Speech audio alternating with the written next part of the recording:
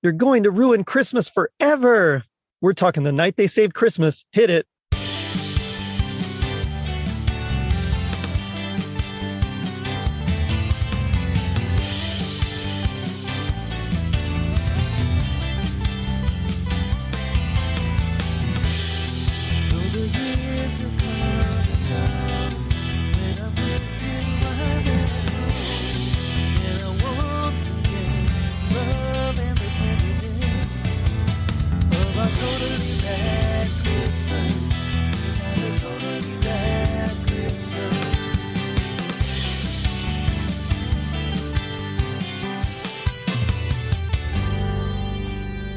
It was 1984. Virgin Atlantic Airways was formed. The White Sox and the Brewers played the longest game in Major League Baseball history. Tetris was released on Commodore 64, and Jackie Cooper directed a wild Christmas TV movie. I'm your host, Jerry D, with another episode of Totally Rad Christmas, the podcast that talks all things Christmas in the 80s. Toys, movies, specials, music, and fads. If it was gnarly during Christmas in the 80s, we got it covered. Now, joining me is an extremely special guest from the Linoleum Knife podcast, author of several amazing authoritative Christmas books. It's Alonso Duralde. Alonso, how's it going? It's great. Thank you for having me, sir. Well, thanks for coming on. I love your show. I love your books. Thank you. Definitely informative. And I mean, they're just cool. They're fun reads. Oh, I appreciate it. Thank you. I feel a little old to be on this show because, like, you know, we're talking about Christmas of 1984, and that was my freshman year in college. So no.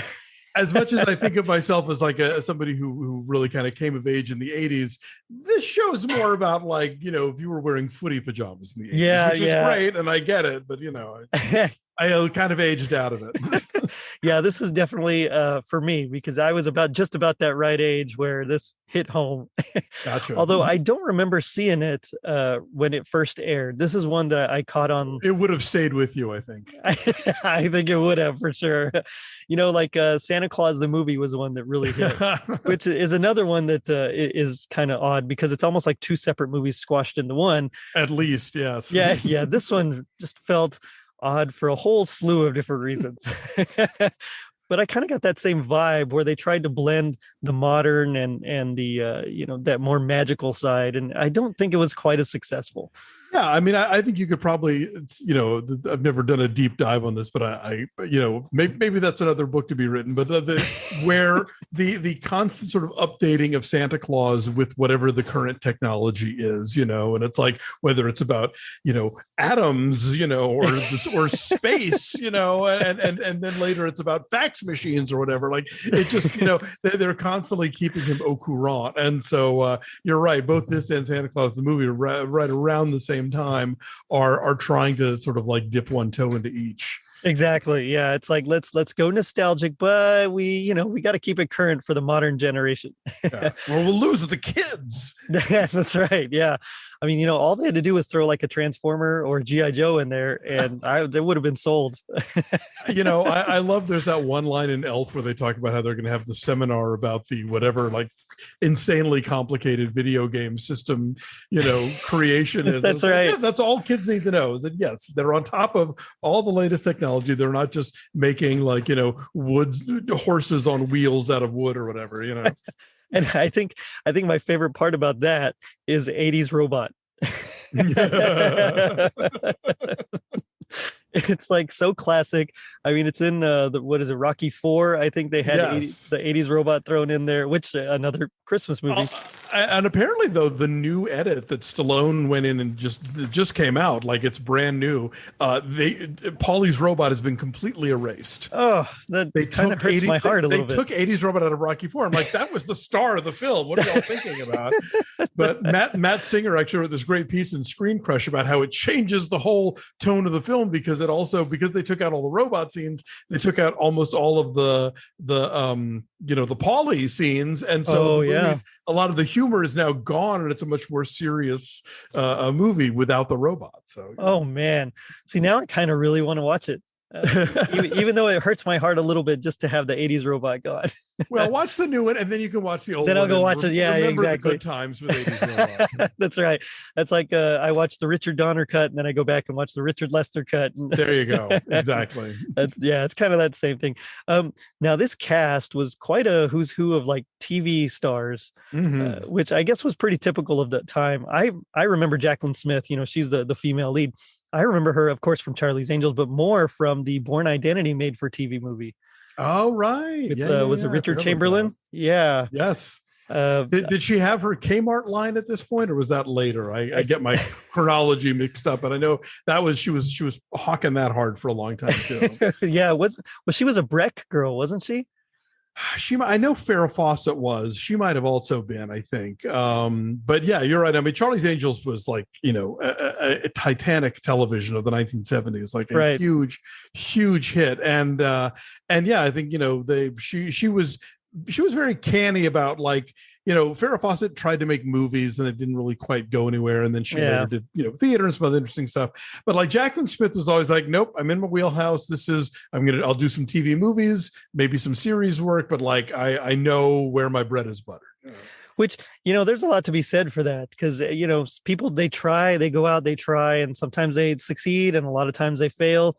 And they end up right back. Although now I guess it's popular to be on TV. You know, no. If anything, it's backwards. Either the movie people are dying to get into television because that's where like a lot of the better writing is, and I think certainly opportunities for like women past the age of like 24. You know, I think that, you know, they're going to find that on the small screen. But yeah, in the early 80s, it was still very much like, for every, you know, Tom Hanks, there were a lot of Shelley Longs, you know, that didn't quite Shelley make Long. the leap as successfully. So yeah, so Jaclyn Smith, always very canny, I think, about what her wheelhouse was. Yeah, and good for her. I mean, like I said, so when I first moved up to Dallas, it was kind of one of those, okay, I had a job. I lost it because they lost their biggest client. So I was unemployed for like 6 months, just looking for work, whatever. And I remember just renting and buying a bunch of DVDs and things like that. Cause you know, this was back when DVDs were still a thing. Right. And so I remember. They still are, dang it. Looking at you, 4K Ultra. I'm a physical media champion, you know. I actually prefer physical media myself. Cause if something goes off streaming, I mean, streaming stuff goes away. Goes away. Yeah. Anyway, but sorry, I didn't mean to. But no, that's quite all right. So I remember seeing The Born Identity, and I'd read the book like years before, and I loved it. So I watched the made for TV movie, and while it's a lot closer to the book, of course, after seeing the Matt Damon version, it's a little lackluster. Different take on the material for sure. That's right. Yeah. But I really liked Jaclyn Smith in there. So, and ever since then, I kind of had a thing for Jaclyn Smith. So seeing her again in this was like, oh yeah, this is just warm and comforting, and you know, she's my friend right there on TV. and from Houston, you know. So and from Houston, exactly. Yeah. Which I kind of like, again, that they mentioned that in the script as well. I don't know if that was a coincidence or if they wrote it in, but it's a movie about an oil company. It's not that hard. Not that big of a leap to take. Houston or Dallas, it's one or the other. always. But yeah, we have Jaclyn Smith. We have Art Carney. Yes. And this wasn't his first time as Santa either. Oh, that's right. That Twilight Zone episode, right? Well, I think, wasn't he also Santa in that Muppets? It was like 1970. There was a Muppets thing. Yes, it was like an Ed Sullivan Santa switch or something like that. Yeah. It was like an entire episode of the Ed Sullivan Show that was Art Carney and the Muppets. I know it exists. I haven't watched it yet, but I think it's on YouTube. Yeah, same here. I haven't seen it. But there's also a famous Twilight Zone episode, I think, where he also plays like a street corner Santa. Oh, was it the Night of the Meek or something? No. I think, something like that. Yeah. So interesting. So yeah, not his first time as Santa. Definitely a different take. He kind of reminds me of the Rudolph Santa, where he's a little grumpy at first. A little. I do appreciate a Santa that will tell the elves to knock it off with the jingle bells already. That's, you know. And as much as I love jingle bells, my family and I go Christmas caroling every other year when we visit. And, you know, we sing it at every house, so it gets very old very fast. So you get where Santa's I totally understand Santa. Yeah, Santa's my people in this one. Now, not to jump ahead, but I mean, like, this is a film that not only features Paul Williams, but has songs by Paul Williams, which means that well before the Muppet Christmas Carol, he was putting together songs for The Night They Saved Christmas. And I actually like his songs here. They're very they're still kind of that late 70s, early 80s vibe that you get a lot from the Muppet Show when he was writing for stuff from the Muppet Show and some of the acts that he wrote then, and I don't know, I thought they hit for me. They really did. Yeah, no, there's a great documentary about his life, which if you've never seen, I recommend, just because this is a guy who has been around for so much and had such a one of a kind career where, like, he was a songwriter, but then somehow became this, like, ever-present media personality where he would act and stuff, but he was also always on the Tonight Show and always popping up in like people's TV specials, and just was kind of like a celebrity in the classic sense of the word, but also a very successful working songwriter, just one weird thing after another. And like, if you've never seen Phantom of the Paradise, I very highly recommend it. That's an oddball film that he did for Brian De Palma, but ooh. That sounds like a great combo. His career just pinballs around from one thing to another, and including this. Well, although I gotta say, I usually don't see him with big old mutton chops like he has in the. Yeah, we'll get into the whole look. Yes, we will. I just want to round out the cast really quickly, and then we'll move on from there. June Lockhart is in this. Yep. From Lost in Space, of course, fame. And Meet Me in St. Louis. That's right. Well, and the lesser known from a few years ago, Holiday in Handcuffs. You know what? I've never seen Holiday in Handcuffs, but I just put it in TiVo because it's coming on Freeform on December 1st. I have Drea Clark, who does a show called Max Film with me, says, I want to remake that movie as a horror movie and not change a word of the screenplay. You know what? I get it. It works. I've seen it a couple of times because I saw it when it first came out. And then How Did This Get Made, which is one of my favorite shows. Yes. They did their holiday special on it. And so in preparation for that, I watched it like 2 or 3 times. Oh, and, nice. People are obsessed with this movie. I'm really excited to see just how bonkers it is. Because I've seen a lot of Melissa Joan Hart's subsequent work in the Christmas cable movie field, and it's also nutty. So yeah. Well, yeah, Was she in the one with the Nutcracker? Yes, she was. And go look at the bobsled chase from A Very Merry Toy Store. It will scar you for life. Okay, I haven't seen that one. I know I saw the one where she was with Dean Cain. I don't think I know that one. I don't know. I've seen a lot of Mario Lopez with her. Oh yeah, that makes sense. Yeah, I get it. And then just a couple more here. Mason Adams. Yep. So I knew him mostly from FX. That was one of my favorite movies. Right. Well, you know what he's maybe most famous for? He's the voice of the Schmuckers commercial. I actually didn't know that, but that's Mason Adams. God, that makes sense. Yeah. Yeah, he was just he's always one of those bit players, just kind of a character actor. Yes. Essentially the same role in just about everything. But FX was like one of my favorites, with Brian Brown and Brian Dennehy. Brian Dennehy. That's a fun one. He was on the Lou Grant show. I don't know if you ever watched that.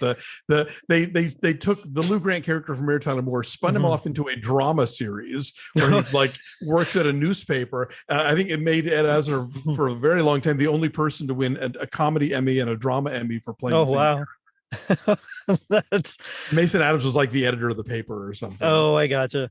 Ed Asner. I mean, rest in speaking peace, of Christmas legends, yeah. And he has his own take on Santa that again I really enjoy. Yeah. He played Santa a lot. Like when he died this year, I started pulling images of him in Christmas stuff, and I found like 25 different Christmas things he'd been in. It was amazing. Yeah, I don't know. He either just really loved Christmas or he loved the payday he got from him. I don't know which one, maybe both, but he had a vibe going for sure. Either way. He sure did. And then finally we get Scott Grimes, who, I remember him most. He's usually just like, hey, it's that kid from whatever, but I know him nowadays from the Orville. I love his character. Oh, right. Yeah, he's one of my favorite characters there. Yeah, I definitely know him as the kid from whatever, but then I was looking at his filmography. I'm like, I don't know which one of these movies that I know him from, but he's just got that face. We're like, oh Yeah, yeah, him, you know. exactly. Yeah, yeah. But when I saw the Orville, I thought, oh yeah, he's the guy that's married to Adrienne Palicki, or I think that's how you say her name. I don't know. Oh wow. But anyway, so yeah, that's the cast. But the thing that really blew my mind was it was directed by Jackie Cooper. So Yes. Perry White himself directed this. And you know, I don't know if you know this, Jackie Cooper was like one of the first, like he was a best actor nominee at like 8 or something. Yeah. For a movie called Skippy back in the 30s. Like he's a lifer, this guy. Well, I mean, I gotta say, I did think overall it was directed pretty well. So I can't fault him. You know, he got what he could out of some of these actors, and Yeah, definitely. I think like Paul Le Mat, maybe not the greatest casting choice here. Like I've liked him in quite a few films, but he's maybe not the person I would do for my winsome family fantasy movie. I think he kind of grounds it a little too like you can tell he probably did a lot of research in oil company executives or something. Like he's really getting that part right, but then when it starts getting sort of winsome and magical, it's like, yeah, you're not really nailing this part. And well, you're right about that. And the only thing I really knew him from was American Graffiti. I didn't really remember him from much else. He was Melvin in Melvin and Howard, Okay. the Jonathan Demme movie about the truck driver who claimed to have met Howard Hughes and had a will that was supposed to inherit his fortune. Mary Steenburgen actually won an Oscar in that movie for playing his Melvin Dumar's wife. Oh wow! But yeah, that was that and American Graffiti, I think, were sort of his, or probably like his big things. Films. Yeah, and he did another Demme movie that was not a big hit at the time, but I think has kind of a cult following now, called Citizens Band. That's really good. Yeah, I've never seen that one. I know he came out on like The Puppet Master. Okay. But again, not like something I was super into, so I don't really know him. I just it's like, oh yeah, he's that guy. He was American Graffiti. But overall, I mean, what did you think of the aesthetic of the film? Because it's like very bleak, set up there and like in towards the North Pole. Yeah, it's just very white. There's a lot of, I mean, all the colors are toned down, and then we kind of get the contrast there with the whole Santa's operations, and of course all the burst of color. But yeah, it's funny because I've heard people talk about like, why do they always shoot these Hallmark movies in August and there's no snow and they have to fake it all? And it's like, there is something to be said about shooting where it's actually wintry, and getting that real snow. But at the same time, you're shooting where it's wintry, which means like the sky is concrete colored and everything looks cold and miserable. I'm sure they shot it in an actual like sort of Yukon, oil digging town or whatever. So it's like everything seems kind of, there's a lot of like, everybody's got a mud room in this movie. There's a lot of clomping of boots anytime you come in from outdoors, and so I think maybe that might take away some of the whimsy a bit. And then the North Pole itself, like I think they put a lot of their energy into the conveyances, so like the little tank thing that they ride, and then the big sleigh with no reindeer, and then the actual Santa's sleigh, and then the North Pole itself just kind of seems like the Ramada Inn or something. It's just like this big room basically. So but look, for a 1984 network television budget, that's I think they squeezed everything they could out of it. And Art Carney, grumpy though he might be, I think is a pretty terrific Santa. He's got the looks down. He has the sort of show beard, and then the day-to-day beard. I did love that part. Yeah. So yeah, I think on that level, it's fine for what it is, I guess. And that's pretty much how I felt too. It was I was at first kind of down on it. I was talking to my wife about it, saying, I don't get why. And then I realized, oh yeah, it was a TV movie. It wasn't like a big budget movie. So of course they did what they could, and that's why you get all those throwaway lines about, oh, the kids didn't get to see the workshop, and oh shucks, maybe next time. Oh, we'll just have to save our money and spend it on stop motion reindeer. Oh yeah, we definitely need to talk about stop motion reindeer. And don't get me wrong, I love Harryhausen. I love all that stuff, but this was like the poor man's version of that. Well, yeah. I mean, in the credits, it's called like Introvision or some. It's got some name, like they're very proud of it. But it's, yeah. The tricky part with that sort of thing is when you're integrating it in the same frame with human actors, like Harryhausen can give you an army of skeletons and one guy, and that works pretty well. But right. when you've got like Jaclyn Smith and Art Carney in the sleigh and other people milling about in the barn where the reindeer live, and then these animated reindeer, it's jarring. Luckily, it's over very quickly. Like they can only afford like 5 seconds, a few seconds of it, yeah. But it's a choice, I mean, have you ever seen the sort of legendary the Mexican Santa Claus movie they did on Mystery Science Theater? Yes. So where they're like, okay, well, we can't afford actual animals because they are unmanageable and too much of a pain. We'll just make the reindeer into wind-up toys, I think low-budget movies are always sort of butting their heads against, like, reindeer are huge and unwieldy and don't follow directions very well on a movie set. So it's like you've either got to really like spend the money to like have a wrangler and do all that stuff right, or figure out some clever way to get around it. And their way of getting around it was like, oh, we'll animate it, it'll be adorable.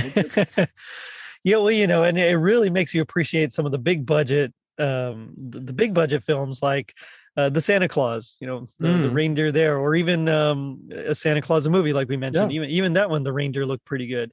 Yeah, and that's some puppeteering, right? I think it is. Yeah, I mean, then you get the Christmas Chronicles reindeer, and they look not great, but they try.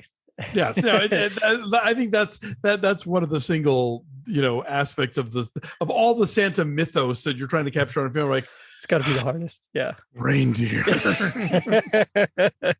It's definitely got to be the hardest. Anytime you use animals, I think just in general. Exactly. It's like if it were Santa's team of dog sleds, it would be challenging enough. But like reindeer, come on. Right. At least dogs you can train. Yes.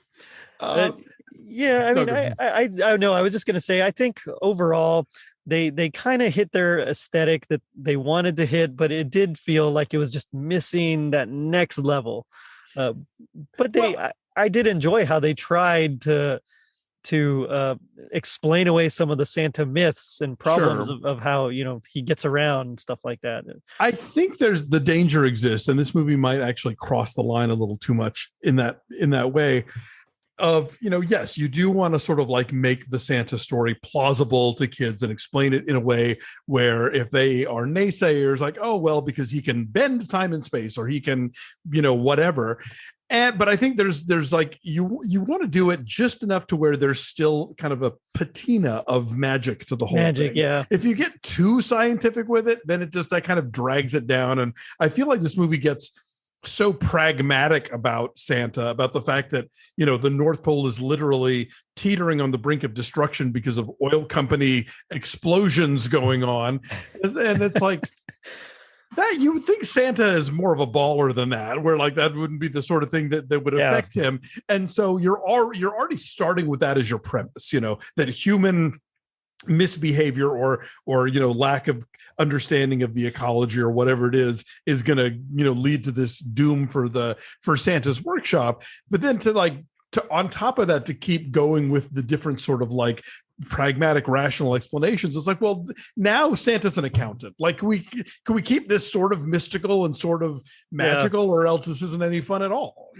Yeah, and I mean, of course, Anthony from Tis a Podcast is famous on his bad takes, but especially in regards to Arthur Christmas. But but Arthur Christmas is one of those where they kind of blend technological aspects and try absolutely. I think that's a movie that gets that balance right, where it's like, we're going to explain this stuff to you, but even the explanations are going to be crazy. Like it's vague enough, this gigantic spaceship with a bunch of bungee jumping elves. Okay, well that explains some things, but it's also like blowing my mind. So you well done, movie. Yeah, take that, Anthony. Yeah, and I think that's always the danger. There was a book that came out maybe about 20 years ago, 25 years ago, something like that. It's called The Physics of Christmas. Oh boy. and I was a physics major, so I was like, yeah, let's get into this. So I read it. Yeah, it was very technical. I think that while he tried to be as grounded as he could, and luckily I was a physics major, so I understood most of it. It Right. just it you know, it was one of those where it's like you don't need to go into all this. I mean, a lot of it is just can be explained with just one word: magic. You know? Exactly. Yeah. Like if you want to give me the physics of Home Alone, then yes, by all means, tell me how many concussions those guys would have actually had by the end of the movie. But, yeah, how their skulls were crushed in. Or yes. but yeah, I mean, and I think that's where you're right. In this case, I mean, Santa has a teleporter essentially. Yeah. Although I forgot what they call it. It's a people little displacer or shelf on something. you're right, something like that. Something And ridiculous. he can slow down time, and he can, Yeah.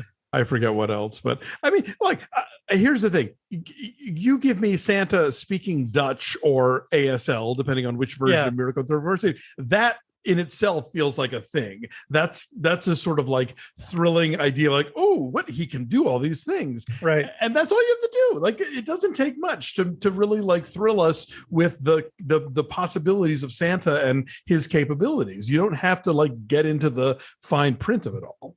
Which is funny because the 80s was like a time of just excess. And it seemed like they didn't embrace that excess. They just kind of went more, and again, it could be because of budget, could be, the writers, but it just, it seemed very much more small in scale. In a lot of ways, this movie feels like a 70s holdover because, I mean, the bad guy is an oil company, looking at you, J.R. Ewing. Exactly. The whole everything on this movie pivots on like stopping the bad oil people before they light up enough dynamite that's equivalent to an A-bomb in the North Pole and destroy Christmas forever. That to me feels like a kind of movie you make in 1977. Yeah. And so maybe it just had knocked around long enough. There wasn't until 84 that it finally got made. And, decades are very, very fluid that way where things are kind of holdover. But yeah, I think in that sense, it is, the lead characters are, I mean, he's successful. He's being offered a job in the Home Office and stuff, but he's a roughneck. He's a working class guy. They're living out in this remote area. The wife can fly a plane, so it's not like she's just knocking around, being all sort of housewifey or whatever, right? Which good for her in the 80s. I mean, absolutely. Yeah. She was a right-on woman. She was wearing Charlie while doing it all, I'm sure. That's right. But so I think there is something about this movie that is less about it's less that sort of that conspicuous consumption 80s. Right. And really more hearkening back to the sort of birth of the environmental movement as we now know it in the 70s. Yeah, I mean, I completely agree, and I do like how at the heart of it, there's also that, of course, that tension between belief and disbelief, but also the tension between we want to go home, this isn't where we belong, that family struggle there. And I think if they had focused just a little bit more on that, they could have it could have been more successful, because I thought that was really interesting. And I know we've seen it at this point many times, but back then I think it probably could have still hit in that particular way, but they kind of allude to it, and then in the end it's more of the, well, you don't believe me, but I've never lied to you kind of a thing. Yeah, well, it's interesting to see an adult in that position. It's one thing for a kid to be like, no, really, this happened, why won't you believe me? But when it's a wife saying it to her husband and it's like, oh, well, you've clearly been drugged and hypnotized, that's a whole other thing. I think the thing they really miss out on here with the kids is like the daughter has no discernible personality. No. Like, older son is smarty pants, know-it-all, wet blanket. Younger son is like still very scrappily insisting upon the existence of Santa, and will fight you if you don't agree with him. But then and then it's like, and the girl, like they didn't give any thought to like, where does she fall in this dynamic? What are her thoughts? What's she even about? It just kind of felt like, well, we can't just have two boys, we need a girl in there, and that's it. That's all we get out of her. Yeah, well, and you're right. It's almost like her part was given to Claudia, the mom, instead of that belief. Mm-hmm. I suppose, you could have gone like, you make the guy a widower, but then you don't have Jaclyn Smith anymore, or like just have the smarty pants and the believer, and have those two kids have their dynamic. I think if they had taken the time to to give the girl more to do in this plot and to have her personality impact everything that's happening, I think you'd be looking at a better movie. I completely agree. I guess, and we've already kind of jumped into it already, but I'll just go ahead and nutshell it. Essentially, like you mentioned, an oil company is digging for oil. They're setting off dynamite, and it's causing chaos at the North Pole. And it's up to Jaclyn Smith and her children somehow to convince her husband to stop digging at this other site and focus on this one particular site so the North Pole will be safe. That's it in a nutshell. Of course, we get further into it. There's a whole kidnapping or suspected kidnapping subplot. So Paul Williams plays the head elf of the North Pole. I love that his name was just Ed. Ed, yes, none of this like gumdrop nonsense. Ed the elf comes down to see Paul Le Mat and is like, look, I have been dispatched to tell you to knock it off with the dynamite. Yeah. They think it's like, he thinks it's an elaborate practical joke. Yeah, tells the family about it in a very awkward dinner table scene where the family's laughing way too much at what is not all that funny a story. And then he comes back the next day to their house, and Paul Le Mat's like, I'm busy, I can't deal with this, y'all go. And Jaclyn Smith and her kids decide, yes, sure, we will accompany this stranger in an old army tank vehicle that travels on the snow. And before they know it, yes, they have arrived at the North Pole. It's all happening, and they meet Santa. They see the whole operation, hunky-dory, everything's great. But then when they come back, Paul Le Mat and his boss Mason Adams think that they're nuts and don't buy it. And Jaclyn Smith's like, look, I have never lied to you. I am telling you what I saw. And they're like, oh, clearly you've been roofied and this can't possibly be happening. By their rival. Yeah, the other oil company. The other oil company. Yeah, they kidnapped you. You've been hallucinating. Those guys play dirty. But also, it's like, are you going to really get 4 people to have the same hallucination? Like, that's not how drugs work. I hate to break it to you. Apparently these guys have never done them because they don't know. Those rivals are real good at this. Yeah, they studied in Russia. They know how they. It's Cold War. They know how it goes. This was just a whole bizarre subplot there, and of course the husband kind of wants to believe his wife, but at the same time realizes how crazy it sounds. Yeah, we actually went to the North Pole and spoke with Santa, and so to an adult in that age, especially. He just doesn't believe it all. It's sort of like, okay, when Alan Moore wrote Watchmen, he went with the idea of if superheroes existed, the world itself would be a different place. Right. And so, and it wouldn't be just like when you read comics now and it's like, it's our recognizable world. Oh, but there also happen to be these people who can, bend time and space and lift buildings and do whatever else. There would be some reason why there wouldn't be a reason why people would stop believing in him, I guess, is what it boils down to. Yeah. And so I always feel like these movies paint themselves into a weird theological corner where there is a Santa, but no one knows there's a Santa except for the kids, but they don't believe it anymore. And the adults certainly don't believe it. It's like, but he's been there all along. Yeah. Surely somehow like that would have made an impact into people saying like, well, there's no other way that this gift would have gotten to me except that Santa is real.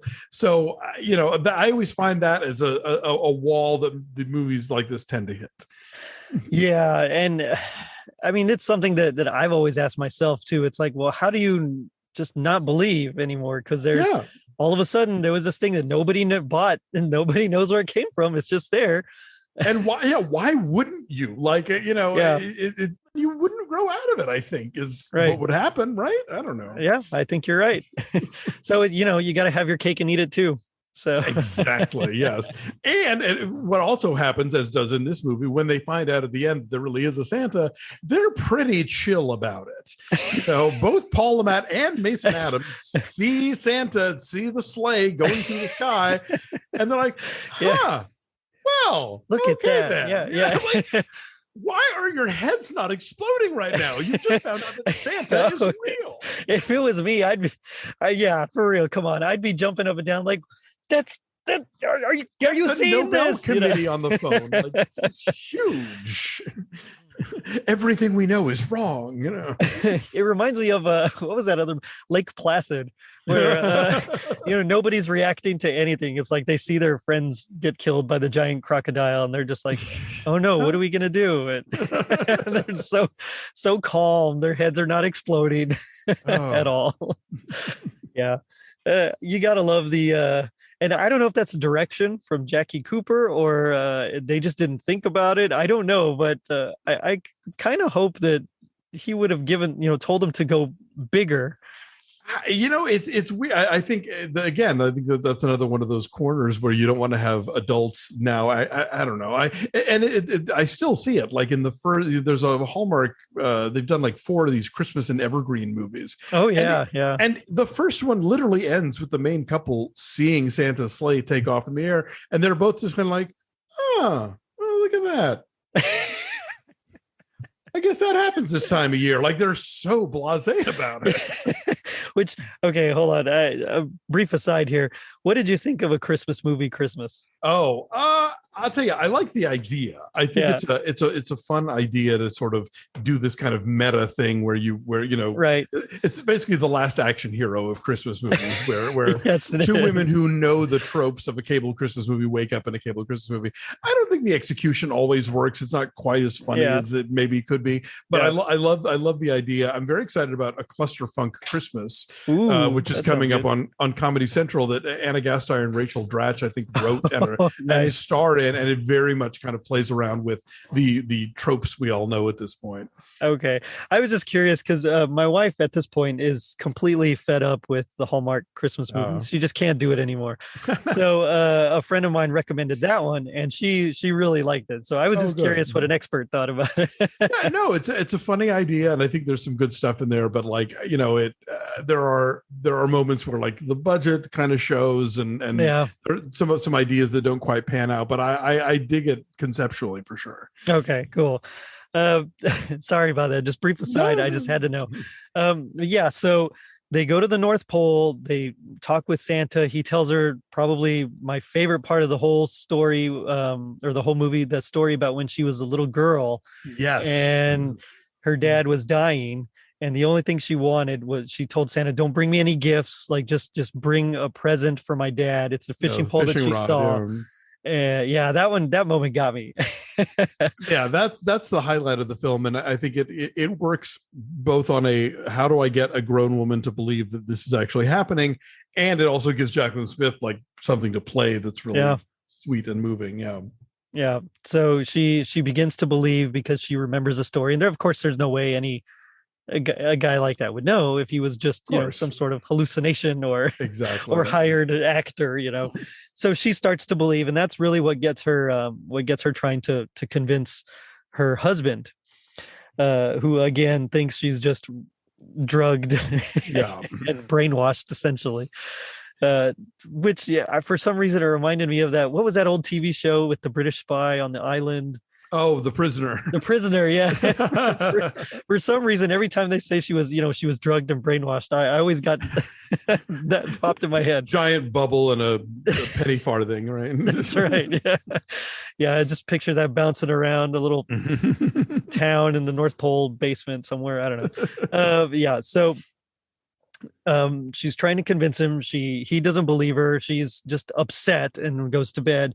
The children, meanwhile, decide to go back and return to the North Pole to try to warn Santa. Because the explosions were supposed to be happening after New Year's, but now they've been moved up. They've been moved up. Yeah, because that's how things happen in the world. And so the movie basically, like, you have everything but a flashing red LED clock in terms of the ticking, like, will Paul Amat make it in time to stop the explosions? How many minutes to midnight? Yeah. Yeah, well, you're right. I kind of wish there was a little countdown clock. I think that would have been fun. Had they thought of it, I think Jackie Cooper would have given it. He probably would have. Yeah. I mean, what we get instead later on is a countdown to the dynamiting, and just someone saying it. 30 seconds, 10 seconds. And he's like snowmobiling toward them, yelling. I'm like, they can't hear you over that thing. That's one of my favorite tropes. Like when people are skydiving and they're yelling, talking to each other. It doesn't work like that. There's so much wind resistance. In a nightclub is my favorite, where like there's loud enough music for people to be dancing, but we're going to have a regular conversation like this at the bar and not have to yell to hear each other. Yeah, that's another one. So yeah, he's like, stop the dynamite. Of course, the kids go off on their own, and so the dad, he thinks that they've been kidnapped again, right? And so he's looking for them. His boss gets after him because he's not on schedule at work doing what he's supposed to do, but at the same time, these search parties keep going out in this movie for like Jaclyn Smith and stuff. I'm like, where are these people and what else were they supposed to be working on? I just assumed they were his dynamite, most of his dynamite crew that were taking up their project. Yeah, but you think they would back up the dynamiting, but no, it's still on schedule. Well, I guess he cared for his employee, but not that much. There's some can-do people up there in the UK. That's right. Yeah. Yeah, so they eventually reconnect with Santa. He's being made aware that no, unfortunately, the dynamite is going to be moved up, and so okay, well, I should have done I should do what I should have done in the first place and talk to him myself. Which, yeah, Santa, if it's that big of a danger, why didn't you do that? Yeah, don't send the middleman, especially when the middleman is Paul Williams in what looks like one of the like something you would put a hot pocket in before putting it in the microwave. Yes, and I like Paul Williams. He's a cool guy, yes. But seeing him with those big old sideburn mutton chops, I mean, it's like they had odd. They had two ideas. Like one makeup artist was like, I'm thinking Rutherford B. Hayes, and we're going to give him big mutton chops and big sort of like kind of a 19th century sort of courtliness. And the other makeup artist is like, I'm thinking more Baby Jane Hudson with really crazily rouge cheeks, and maybe like could we like put maybe some eyelash on him, like maybe not false eyelashes, but a little mascara, something to really make it pop. And they both got their way, and so there's a lot happening on Paul Williams' head. Yes, there is. I just pictured Jackie Cooper, saying, Kent, let's do both of them. Tart him up, more rouge. Yeah, it definitely was an odd choice. But so was that one little doctor scientist elf. Oh, Dr. Fernando, yes. Yes. Was that a woman playing the part? It was a gentleman, I believe. But okay, I didn't look it up. It just, actor named Buddy Douglas also plays one of the two elves in Ernest Saves Christmas. I don't know if you've done that on this show yet, but not yet. No, that's on the to-do list for sure. Yeah, but like born in 1929, so was like my age when making this film. But he was part of the whole Sid and Marty Krofft universe. He was on Puffin stuff. He was on Lidsville. So that a lot of little people actors kind of went through those shows and stuff. It's an eccentric performance, I'll say. It definitely is, and the facial hair, I think, is what threw me off a little bit. It didn't look as full as I was expecting, and I don't know if that's a genetic thing or what. But I couldn't tell you. And everybody's wearing these nutty overalls, which like they even make Jaclyn Smith and her kids put on. They do make them wear them. Yeah, it's like what? There's like gold, a golden tan. It's a weird color, and then it has a letter or a symbol or something on. It's a very sort of early '80s casual separates kind of thing. Like you could imagine it at like The Limited or something. The Limited. Oh man, it definitely, again, a lot of odd choices. I don't understand them, but at the same time, there was something just a little charming about this whole special. You can't accuse them of not trying. Like they were, they clearly were like really trying to sort of make every aspect of this sort of fantastical or sort of, I think there is a lot of times with Christmas media, this notion of like, if we get this right, they're going to air this every year. It's going to become part of people's holiday tradition, and it's just this is going to go down as a classic. And it's like, or you get this, and like, it's going to air once, and years later, somebody's going to be getting high in their freshman dorm room, like, Did you ever see that movie with Jaclyn Smith and there's like elves?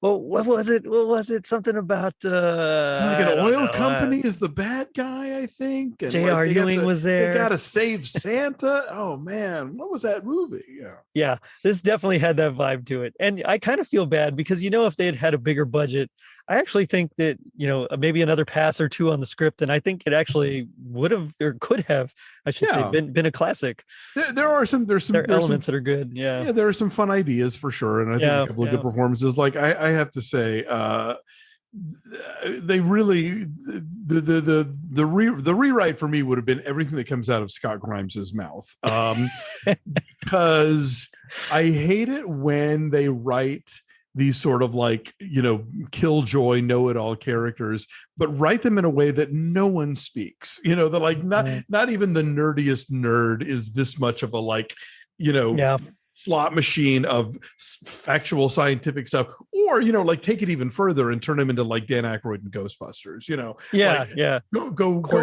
Go hog wild with it, or like temper it into the way that a human being speaks. Yes, and I should know I was one of those nerdiest nerds.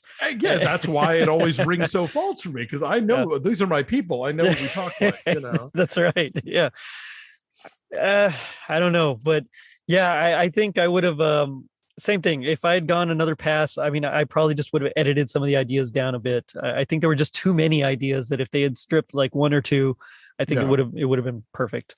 But in the end, of course, they see Santa, they save the day, they return the children. Everybody's back together. It's fine.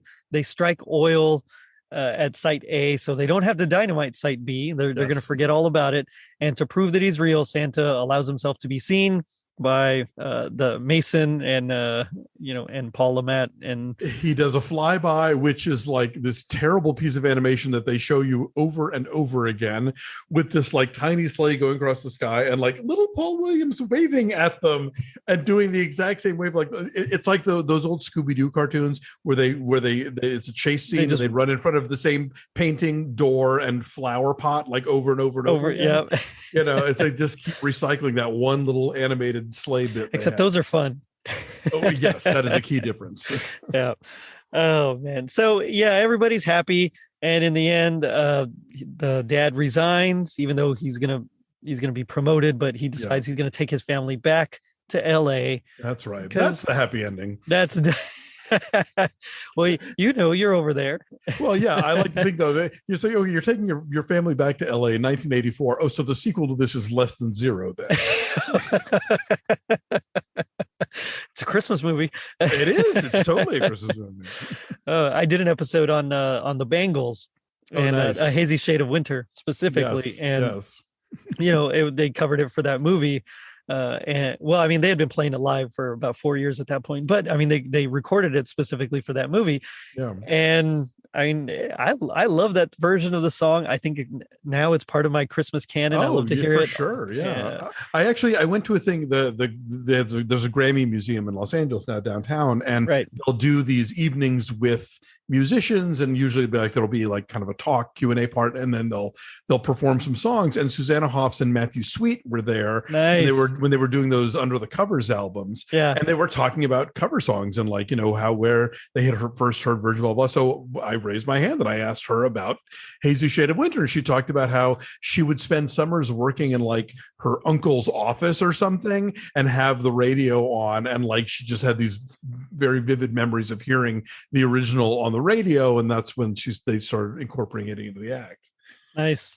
Well, I mean, of course, and I know again we're off topic, so I'm sorry, but man, they this is that kind of movie. They rock it. Yeah, it is. They just really rock it out. I love their version. They kind of Spinal Tap says they take it to 11. For sure.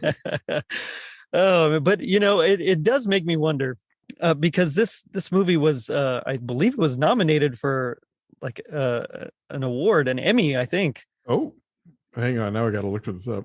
Like I think it was nominated for an Emmy for outstanding children's. It was nominated for outstanding children's program. Oh yeah, and this is co-written by David Niven Jr., which I did not know there was a David Niven Jr.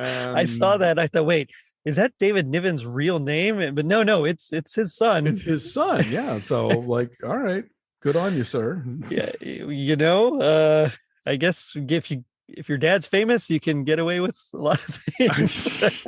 I look, I'm sure whatever happened to him, he earned the old-fashioned way. He was a producer on some junky stuff like The Eagle Has Landed and Escape to Athena. But this was the first I had encountered his name. And let's face it, the Emmy thing. They gave Best TV Movie last year to Dolly Parton's Christmas in the Square. Not even Best Christmas Movie, Best TV Movie of last year. What does that tell you about the quality of TV movies that are out now? I'm thinking Small Axe got ripped off. I don't know. But yikes. I love Dolly Parton and I love Christmas movies, but that movie was a lot to take. Yeah. There's been a few of those lately. And I same thing. I still love Hallmark movies because you can just, as I've said before, you can turn your brain off and just enjoy the Christmas of them, Yeah, look, these are movies made by a network that is owned by a greeting card company. So every moment looks like you just pulled it out of an envelope. Exactly. So you get all the feels from it, and you don't really have to pay attention because at the end they're going to get together. Oh, of course, yeah. So, I always say it's perfect nursing home television. You can fall asleep in the middle of one of them, wake up in the middle of the next one, and still know exactly what's going on. Exactly. Yeah. And so I still enjoy them. But there's been a few. I'm thinking of specifically that Kelly Pickler one with Graceland, and that one was rough. Oh yeah, there's been some stinkers. This season. There's been some stinkers. There was just one last week called Nantucket Noel that was incredibly dumb, and it's like as Dan on Deck the Hallmark put it, I was rooting for the developer to tear everything down. Well, at least I wasn't rooting for the oil tycoon here. No, this movie does have that. So it succeeded in that respect. Yes. But it does make me wonder, what would you say would be your happiest moment with this film?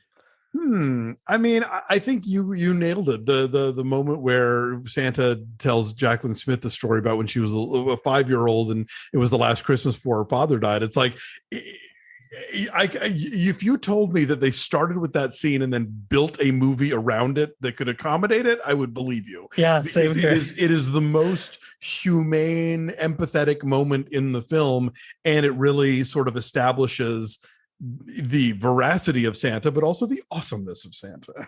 Yeah, and Art Carney actually did a fantastic job there. Yeah. I thought he really nailed that there. His whole delivery, everything about it. I mean, he acted the stuffings out of it.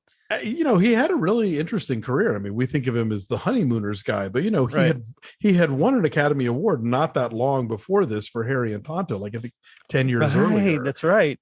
So he was, capable of a lot of things. He was, I just read about in the Mike Nichols bio that Mark Harris put out this year. He was the original Felix Unger opposite Walter Matthau on Broadway in The Odd Couple. Interesting. Yeah, and apparently had a terrible time because Walter Matthau drank and never remembered his lines. That sounds about right. That checks out. Yeah. Yeah. But I remember him mostly as the narrator, and I think Blarney Killicalarney from the Leprechaun's Christmas Gold. Oh my God. Yeah, I'm sure that somebody at his funeral wished you had been there to bring up that legendary. My father had a great career. He was Blarney Killicalarney.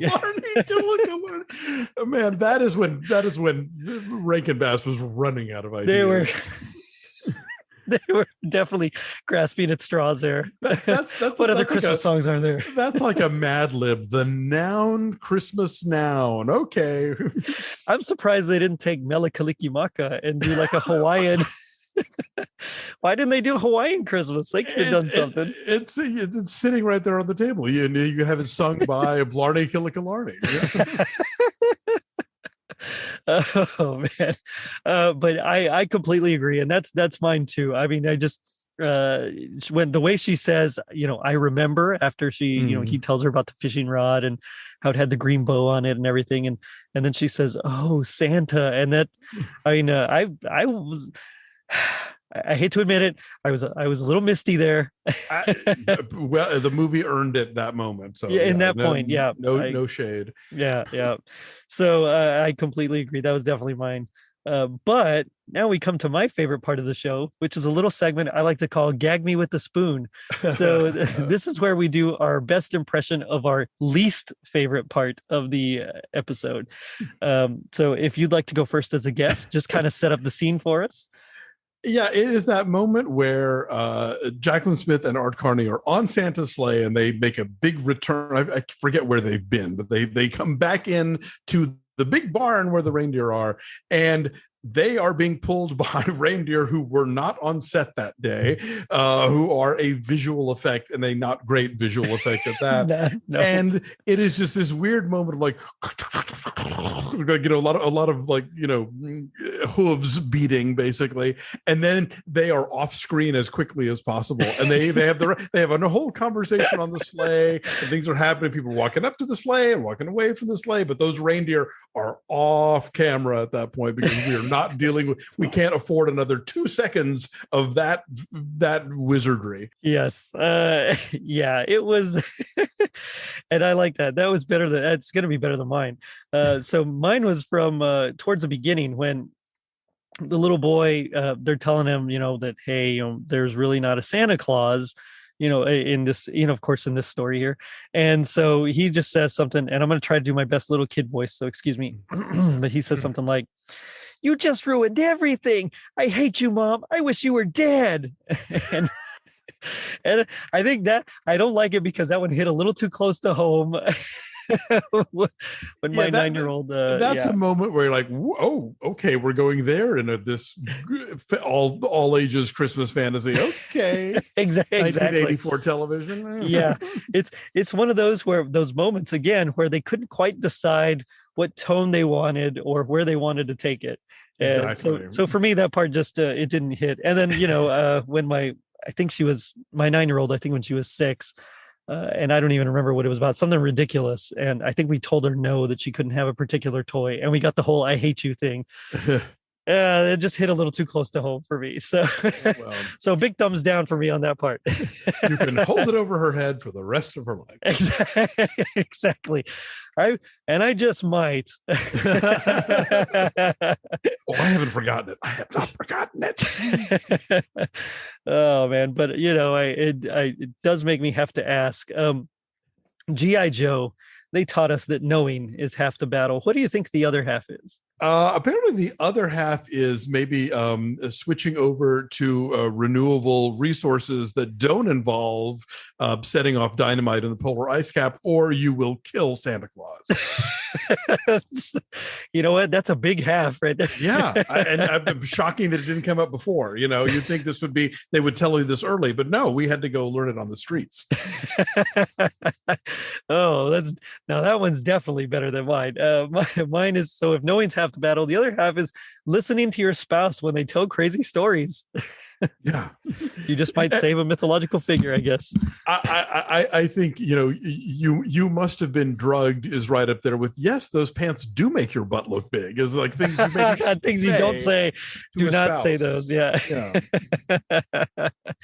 Oh man, Alonso, this has been so much fun talking with you. But tell me about your books, tell me about your show, and anything else you want to talk about. Oh, well, thank you, sir. Yeah, no, I'm very excited. We have I've got a new book out that I co-wrote with the guys from the Deck the Hallmark podcast. It's called "I'll Be Home for Christmas Movies." And if you've ever listened to Deck the Hallmark, you know that their shtick is that they have one host who loves these movies, one who likes them, and one who despises them. So whatever your feelings are, you or your wife, somebody's got your back on this show. And so I worked with them on this book where it's like reviews of 116 different Hallmark Christmas movies with some of the funniest observations they had about them. They also each wrote about, sort of their friendship and about their history with Christmas. Right.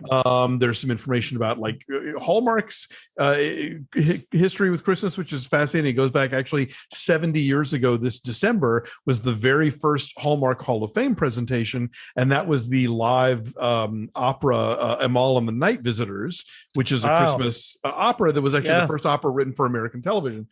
So they have this history that goes all the way back to the beginning of the medium.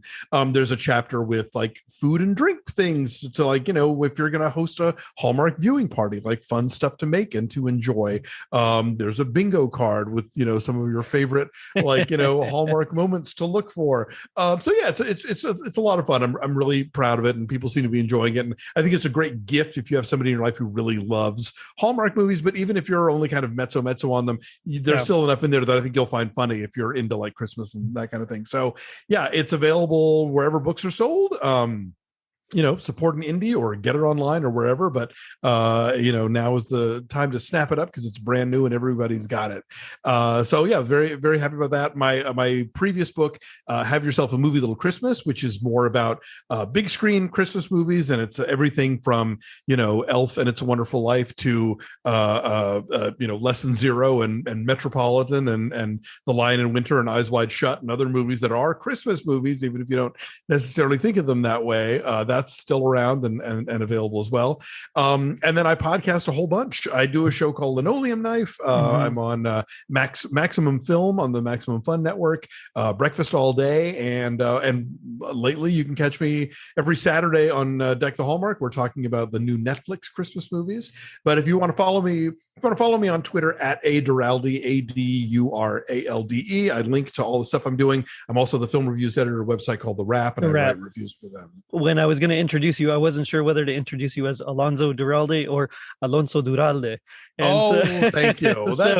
I never make people go the latter route. I mean, you could pronounce it obviously, but I always say it's like when you see those white anchormen who have to say Nicaragua. It's just like I don't want to make life difficult for anybody, but yes, technically you are absolutely correct, sir. Well, and that's why I go by Jerry, because it's easier to say than Gerardo Davila. So totally, yes. and Gerardo ruined Gerardo's for everybody. Yeah.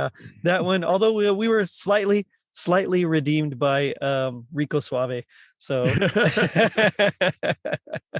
so in the end, it all balances out. Jerry works for best, I think.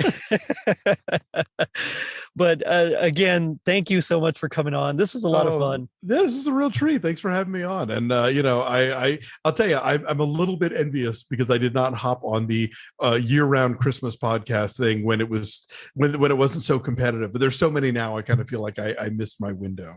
Oh no, you always have a window with all of us. To us, your family. Thanks. So please, yeah. And I listen, I'm the easiest podcast get in the world. So if you do a podcast about movies or Christmas movies, really drop me a line on Twitter. I would love to do your show. Right on. You heard it here first, folks. Well, maybe not first, but you definitely heard it here. And on that note, I'm going to end it by saying, I'm going to tell you one more time, sing anything you want. White Christmas, Frosty the Snowman, Rudolph the Red-Nosed Reindeer, but no more jingle bells. And check us out on our social media pages, Facebook and Instagram at Totally Rad Christmas and Twitter at Rad Christmas. And if you're feeling like the Baldwin children meeting Santa and his elves, leave us a review on iTunes. Not only does it help us reach more people, but you also get a free sticker. Now, don't forget to check out our merch shop on tpublic.com and our brand new website, totallyradchristmas.com, courtesy of Tis the Podcast Elf, Tom Crow. Later, dudes. Hello, this is Todd Killian from the Christmas Clatter podcast. What makes Christmas special to you? Is it the movies or the music, the food or family, the gifts or decorations? Maybe those quiet moments of reflection. Whatever it is, join me for Christmas Clatter, a monthly podcast dedicated to everything that makes Christmas special. Visit ChristmasClatter.com for all social media links and find Christmas Clatter podcast on all podcast apps. Thank you. And remember, keep Christmas hope alive every day.